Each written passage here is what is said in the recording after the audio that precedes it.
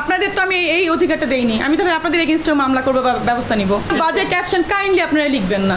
সিনেমার গল্পে তো আমার অনেক হিরোর সাথেই বিয়ে হয়েছে, হতেই পারে অনেক হিরোর সাথে বিয়ে হবে, যতগুলো ছবি করবো ততগুলোই বিয়ে হবে। সাকিবের সাথে কথা বলে এই ব্যাপারটা আমি দুদিনের ভিতর আমি নিজেই ফেসবুকে একটা লাইভ করে ডিক্লেয়ার দিয়ে দেবো, আপনাদের কষ্ট করে আসা লাগবে।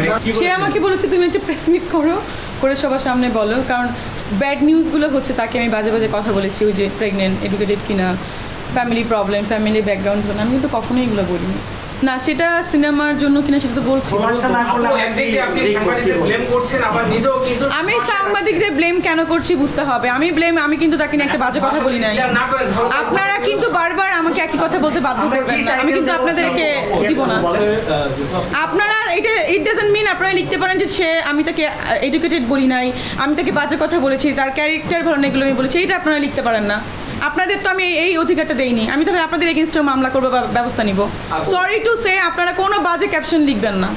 আমি আপনাদের কাছে রিকোয়েস্ট করেছিলাম, বাট এখন আপনাদেরকে আমি বলছি কোনো বাজে ক্যাপশন কাইন্ডলি আপনারা লিখবেন না।